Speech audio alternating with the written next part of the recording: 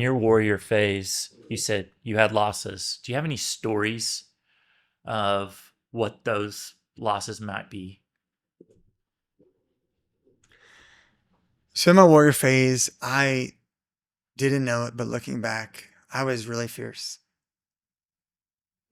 I had a big sword, and I really felt like I was following God. And in a lot of ways, I was. I think a scalpel is indicated a lot more often than a sword. Mm. But I could say, like my wife's dad, this is about me, so I could share it. There's decisions that he made that I would not have made. And I'll just say I fought for my family. I fight for my family. And early on, I fought for my family in a lot more of a brawler kind of way than I did in an honoring way, which I do today in a very different way. But I fought for them because I was raised by a single mom. Felt like a bastard, didn't know what a bastard was. But looking back, that's what the feeling was. I never fit in anywhere.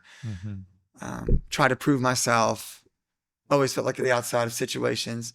And my wife really never got, like, she wasn't fought for. Her dad had her own things. Her mom made a lot of decisions. And we have a very different, better relationship than we've ever had right now with her family. Her mom and her dad, you know what I mean? Yeah. They come over, it's great. But I totally sent him texts. Like, I remember one time I sent him a text, like, basically, it was veiled text. You know, if they took it to court, I wouldn't get in trouble. But like, bro, you messed up your family. Don't mess up mine. Or the consequences for both of us will be severe and irreparable. Because I was like, if I lose my marriage, it's gonna be unfavorable for all of us. Because that's where I was. Yeah. Because like my whole life, I wanted to get married and have a family, and God gave me this. Why would you say anything to why would you take shots at it? Why would you? And it wasn't just her. Like, people that are hurt people. Yeah. Yeah. You know what I mean?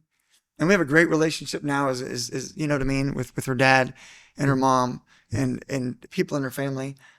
But so much of her family early on was setting boundaries and fighting.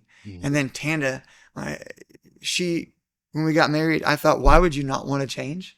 And so if I see a chance to change you or me, and I love you, I'm going to go for it. And again, sword versus scalpel. I'm a lot more moving to the scalpel if invited than the big sword, which I just had on my back at all time. It was more like Wolverine. Yeah. You know, than the professor, where he's going to take his time and try to do the long-term smart thing. Yeah. And the warrior is just quick to fight. Yeah. And now even through this process, my wife's like, why didn't you challenge that guy? And my son's like, why didn't you say something?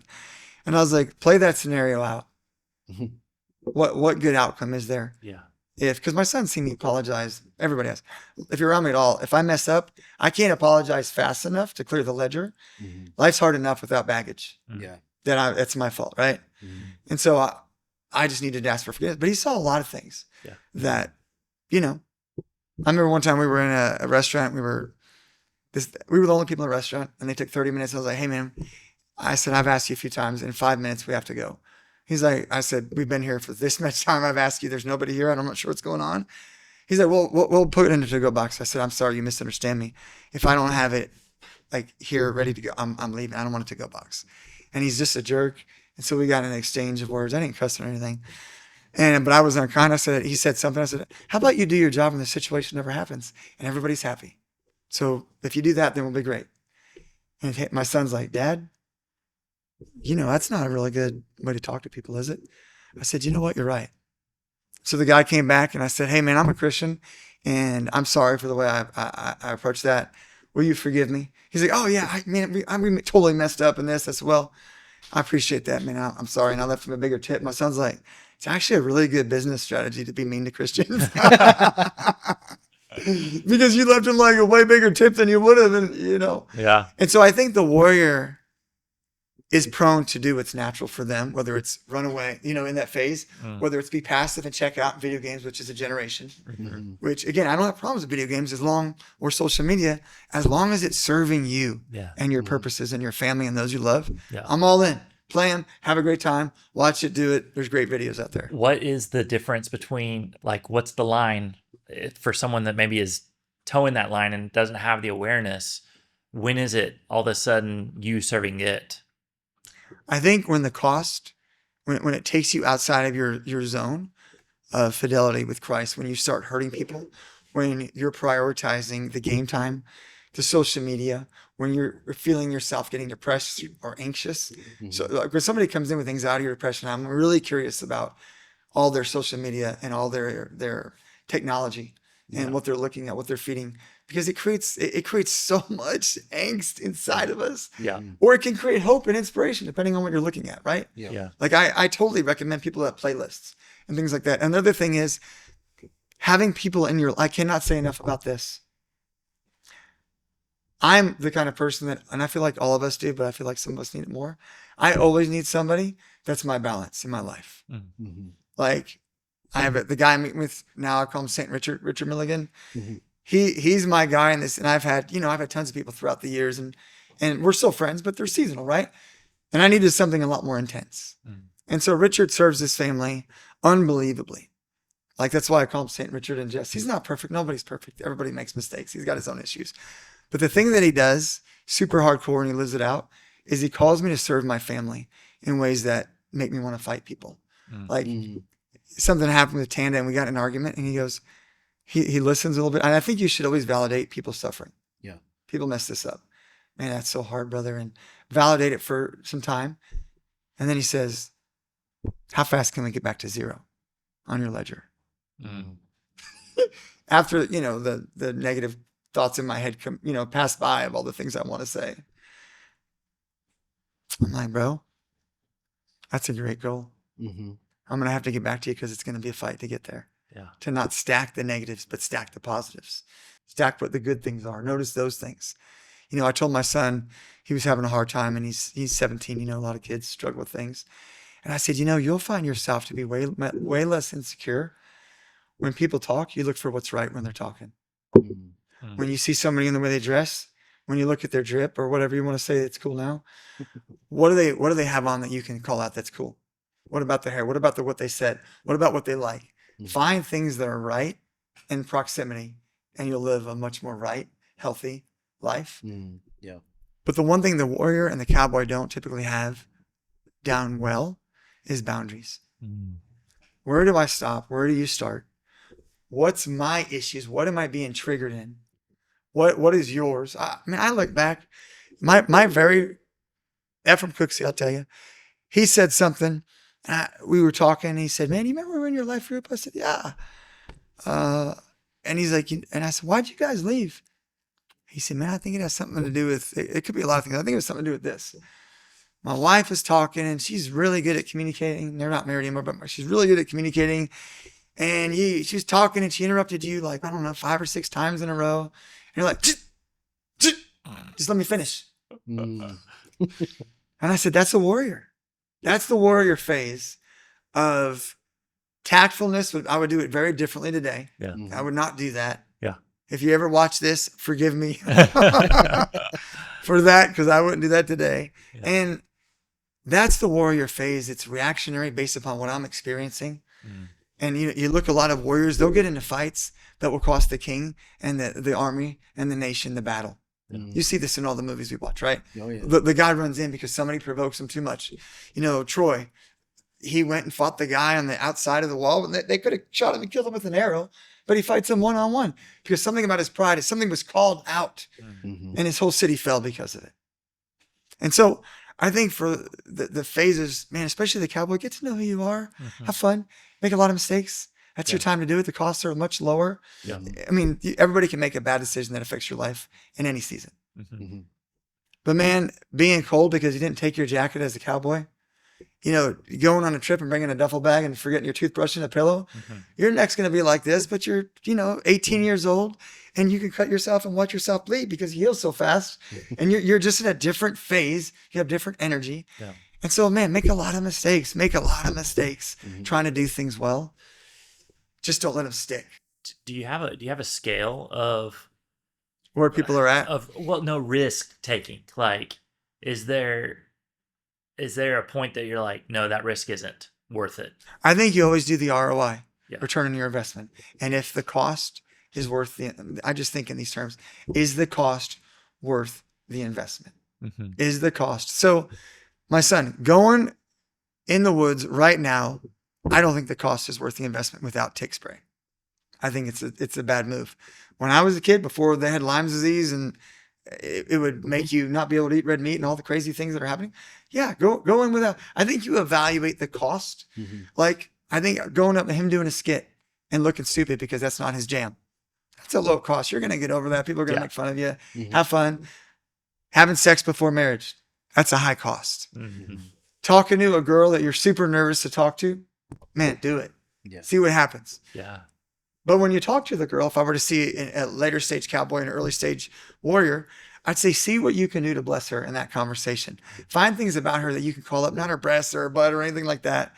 But maybe her hair, man, you look great.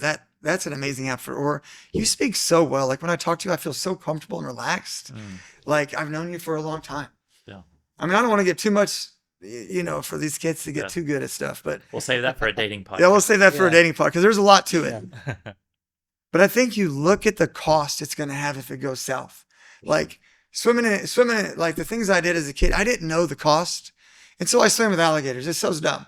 Not like I jumped into one right next to an alligator, but I swam in plenty of places in Florida where alligators were all over the place. Well, if you swim anywhere in Florida, we didn't know about all this stuff. There wasn't YouTube people getting eaten. I just, And so I would evaluate the cost, evaluate where you're at.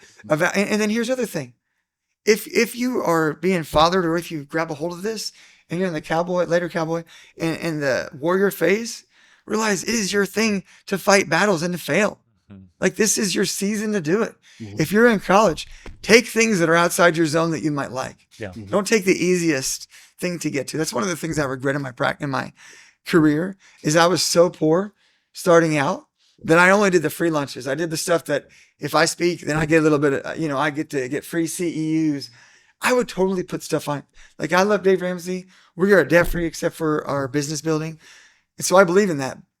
But I also believe in, I would have put on my credit card high level trainings that were crazy. And I would have paid them off over time because that's a wise investment for me. And it would have yielded dividends way earlier. Yeah. And I wouldn't have had to struggle so much. So I think take risks. Yeah. I don't think you should serial date anybody. I think if you date a lot of people, you're practicing divorce. How do I get to know you and break your heart or you break my heart? I think get to know people. Learn how to value them. Learn how to talk to women. Learn how to be a great friend. Learn how to get to know and see what they really are saying behind the fine words. Fine. How you doing? Fine. Well, fine is simply feelings in need of expression. That's what I hear. Yeah. It's the F word that's supposed to stop you. Yeah. It's like a kid saying, how you doing? Fine. Okay, good. Yeah. Yeah. There's nothing you can do with that. Yeah. So I would say the risk scale is what's the cost going to be if this goes south? That. Yeah. Yeah. That's really good. And what's my purpose in doing this? And I think a lot of your purpose is getting to know yourself, having fun, going on adventures, because at my age, you may find yourself like I did this last year in the middle of Disney. My wife gets tired really easy. She fights so hard and she does the best she can, but she's got this Addison's and it makes her tired all the time. And so she's in bed. She's done her best. My son's in Hollywood Studios because he wants to go there and ride these rides and wait 4 hours in line. And it's part of me trusting him because he's earned that trust that we can be at Disney and he can be there. And he's 6'2". And I'm like, dude, I wouldn't want to mess with you. So, and he's a trustworthy guy. So he's there and I've got my daughter and I have this incredibly magical moment, which usually my Disney moments have been hot, frustrated, the line's too long. Why am I not on the beach? I have all these things that I've got to reframe to have a good time, right? Yeah. But this was a truly magical moment where I felt divinely connected to God, my daughter, and something awakened inside of me. And, it's been a really hard 4.5 years since my house blew up and all the suffering. And Disney recreate environments for men to hear from God. Disney creates environments for people to think the magic comes from them. And so they'll pay any amount of money to do it. And they're fantastic at it. Yeah. And so they got the videos up, they have fireworks, they've got the best person singing. And my heart is alive. It really is. My daughter's there and she's, bubbles are going. And I said, this is amazing. God, how do I not have to be at Disney to experience the wonder and magic that I'm feeling right now? And this is my story. So this is not a template for other people to finish. Okay. I'm just giving a specific story. And he said, again, this is my story. 4.5 years, I've been so into my family. Like so much into my family. So much home, sacrificing to be home, not to do this, because I felt like that's who I needed to be. Mm-hmm. And he's like, you need to open that space of wonder and curiosity and adventure again with your friends, which sounds so contrary to most of what I encourage people to do. Yeah. Mm-hmm. But my story is very different. But he's like, you're not going to get that with your son the same way you're going to get it with a buddy or another buddy that's at a like season. Your son's going to give his best, but he's 17. He's not have the experience to even go where you need to go in your heart, to have those deep, heartfelt conversations and then cry about this. And then 5 minutes later, laugh about this. And then talk about faith and talk about your struggles with your marriage and talk about your kids and then talk about faith and business. Like, it's not there. Yeah. And so I took that moment and I had to be okay with my amazing wife and kids getting upset about some differences. I'm not saying I am okay. Yeah. I just had to get to the point where I was willing to still do it and let them choose how they live and pray for them, love them, and let me be faithful to what God's called me to live. Mm-hmm. But let not theirs or my guilt or feeling that I need to do this be the thing that imprisons me. Mm. For other guys, it's video games. Mm-hmm. And it's just that. For me, it was like, I don't want to have my son or my daughter or my wife come back and be like, Sean, why didn't you fill in the blank? Mm. And so in that moment, that was divine. That was me and God in the middle of all these people. He opened something that is so special. And I've had some incredible, I went to the Final Four, never did anything like it. Somebody's like, hey, your team's good. And I haven't been watching Florida Gators. And he's like, do you know that they're good? And I try to do relationships with people I do business with. So my SEO guy is also one of my good buddies. He lives in Utah. And so a week later, we're at the Final Four in San Antonio. And the only time I ever met him in person is when he came to my daughter's celebration of life when she died and she went to heaven. He just showed up. Never met him. We have a great relationship, Dave Stringham. And we had a fabulous time. Yeah. And then I went with Richard Milligan on a fishing trip a couple weeks ago. And as weak as I was, and as much as it rained, and the guide said, I'll never do another trip like this because basically he said, it scared the hell out of me. We got called off the water by the Coast Guard twice. We ended up in this restaurant. It's called Cabbage Key Restaurant. And it's where Jimmy Buffett got stranded because he got stranded on the water and he had to go to this restaurant. And it was called Cheeseburger Paradise. So, but if I would have been with any other people, it would have been miserable. Yeah. But we made such epic memories watching our guide be afraid of the lightning. And I grew up in Florida. I'm like, this is, hey man, what a way to go. Not saying that's should be everybody's jam, but I'm like, man. And we created memories and adventure. But I would say he's also in a king phase. Mm-hmm. And he's also has some really hard things that he's walking through that we can relate on. And he's also the only one. Everybody else, when we were praying, like Tana's pregnant, and the optics of it, you're nuts. Let's be real. Like I'm 52, I'll be 53 this year. And with the health things that we're going through, and you guys know I do a lot for my health. Mm-hmm. It takes a lot of my time because I want to be there. But he said, Sean, maybe you need to lay your life down for your wife. Like Christ laid his life down for the church. And I said, I hear you, bro, but I don't think so. But I prayed about it, right? But my point is, he challenges me so high on the Richter scale of how I can so live. And I'm not there, but I'm moving towards it. And we all need people in our life. We need books. I've only met elders once, but that brother has mentored me, you, a lot of our friends, so much through the writings, and encouraged. And then we build off of it through our relationships. Mm-hmm. And so I think those are the things that you establish, especially in the warrior phase, all phases, but make sure your people that are walking with you are right for that season. Yeah. Because I had some dudes that I'm not walking with now. And I love them. We're just in different seasons. Yeah. And that's okay. And if I would still try to hold on to them, I wouldn't get what God has for this season. Mm-hmm. And I would say I did not ask to be in the king season. Mm-hmm. Yeah. I didn't ask to be in a leadership position. I did not want. And everybody's story is different. I didn't want it. Yeah. But it was a need. And I had to do things that I was super not great at and I still do. at a really long time, things that would drain the life out of me that were so like brain dead, tired, hard. I worked 70 hours a week for a while because I got up at 4. I got up from 4 till like 7 when my kids got up. And then I'd hang out with them till I went to work. Then I'd put them to bed around 9. And then I worked till maybe midnight. Now, I'm not saying that you can't live that life. You can live it for a season. Because I had a lot of things I had to do and knock out. But I wasn't willing to sacrifice the time with them. Yeah. And so